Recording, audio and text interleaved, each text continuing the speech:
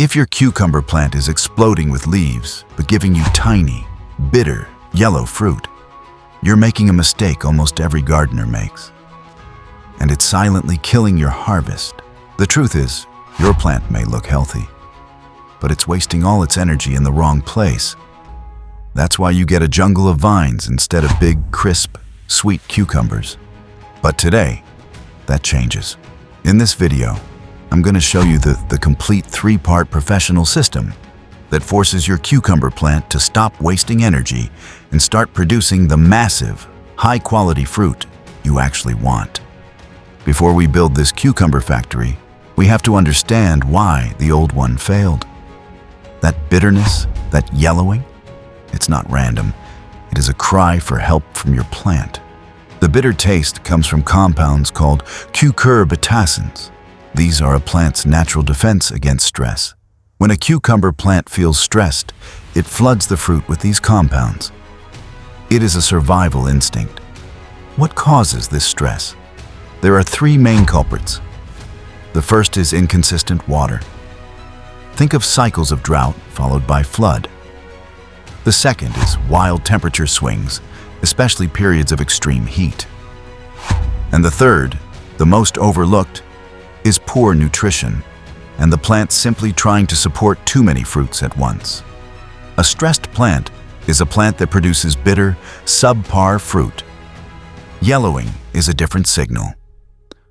Often, it's a sign of an overmature fruit. You simply waited too long. But it can also be a sign of a nutrient deficiency, or the plant becoming so overburdened that it begins to abort the cucumbers it can no longer support. The system we are building today is designed to eliminate every one of these stressors.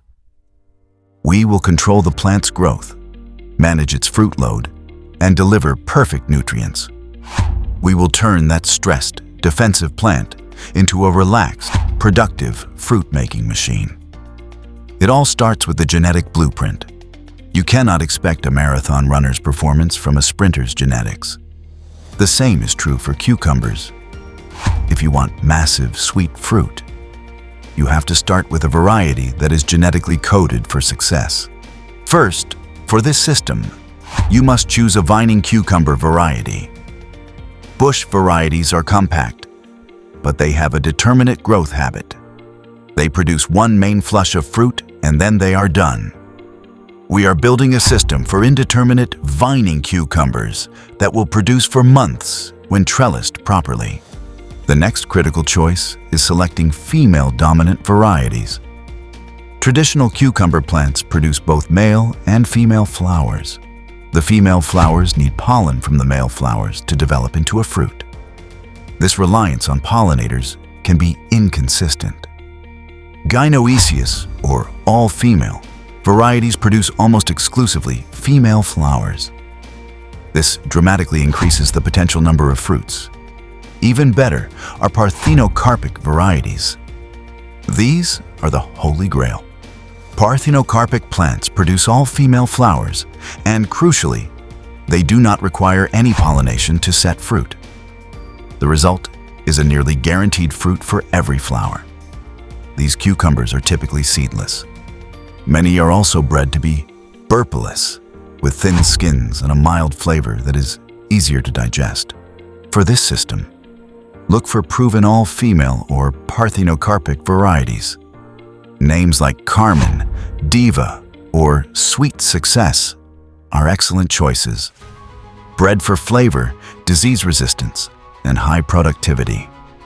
For those who want to take it to the absolute pro level, consider grafted cucumber plants. A grafted plant is 2 plants fused into one. A vigorous, disease-resistant rootstock is fused to a high-quality fruiting variety. This gives you the best of both worlds. The powerful rootstock can fight off soil-borne diseases and has an incredible ability to uptake water and nutrients. The results in terms of plant health and an extended harvest can be staggering. Studies have shown that grafted plants can produce a significantly higher yield compared to their non-grafted counterparts. The proof is not in theory, but in the harvest. With our elite genetics chosen, we now need to give them the structure to perform. Forget those flimsy, circular tomato cages or letting vines sprawl on the ground. We are building a professional vertical trellising system that maximizes sunlight, guarantees airflow, and makes harvesting simple. Professional growers use several variations, but the most productive for home gardeners is the modified umbrella system. This one change can dramatically increase your harvest. Here is how it works. You need a tall, strong trellis, at least 6 to 7 feet high. This can be T-posts and wire, a wooden frame, or wires run from the roof of a high tunnel. For each plant, you will run a single string from this overhead support down to the base of the plant. As the main vine grows, you will use clips to attach it to this vertical string, guiding it straight up. Now, here is the first part of the method. You will prune off all side shoots or suckers from the main stem as it climbs. We are focusing all the plant's energy into a single, powerful leader stem. Once that main stem reaches the overhead wire, the magic happens. You will allow the vine to grow over the wire and begin to hang down the other side. At the same time, just before it goes over the wire, you will allow the top 2 to 4 side shoots to develop. You train these to grow for a short distance along the wire and then allow them to hang down. This creates an umbrella shape, with multiple stems now hanging and producing fruit. Why does this work? It is a biological hack. Research shows that this system creates a much larger and more productive canopy. You have the main leader still producing fruit as it grows downwards, plus 2 to 4 additional leaders also fruiting. This structure dramatically increases the number of fruiting nodes, maximizes light exposure, and maintains incredible airflow. Your #1 defense against diseases like powdery mildew, an even more advanced version, is the intact growing point method. Studies show that by never cutting the main growing tip and simply looping it over the wire, yields can increase significantly. Removing the growing tip can cause a temporary delay in fruiting. Keeping it intact ensures a continuous, uninterrupted production of fruit for the entire season. This is where most gardeners get scared, but this is also where you will see the most dramatic results. Pruning is not about harming the plant. It's about speaking to the plant in its own language, telling it exactly where to focus its energy. If you don't prune, the plant grows into a tangled mess of leaves, wasting energy and creating a humid environment perfect for disease. Pruning is how we command it to build fruit instead of leaves. Here is the step-by-step protocol. You will need a clean, sharp pair of snips. It is crucial to disinfect them between plants. Step 1. The barren zone. For the first 1 to 2 feet of the main stem, from the soil up, you are going to remove everything except the main leaves. That means every flower, every tendril, and every single side shoot. This feels wrong, but it is the most critical step. You are telling the plant, do not waste energy here. Build a strong root system and a powerful main stem first. This ensures the plant is strong enough to support a heavy harvest later, preventing it from aborting fruit. Step 2. The single leader ascent. As your main stem climbs, you will continue this process. Each week, inspect the plant. At each node, a sucker will try to form. You must remove it. Your goal is a clean, single stem reaching for that overhead wire, with large, healthy leaves but no side branches. You can also remove the tendrils. The trellis clips are providing the support, so the plant doesn't need to waste energy making them. Step 3. Forming the umbrella. As we discussed, once the stem reaches the top wire, you allow it to arch over, and you select the top 2 to 4 suckers to become your new leaders. These are your umbrella branches. All other suckers below this point must continue to be removed. Step 4. Maintenance pruning. Your job is not over. As the plant grows, you must continue to manage it.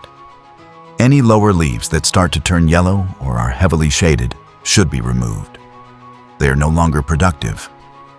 Removing them improves airflow around the base of the plant. Regular harvesting is also a form of pruning. Leaving a giant, overripe cucumber on the vine tells the plant its job is done, and it will slow production. Pick your cucumbers when they are the correct size to encourage more flowers and more fruit. Do not make the common mistake of over-pruning. Never remove more than about 1/3 of the plant's leaves at once. The large leaves are the solar panels that power fruit production.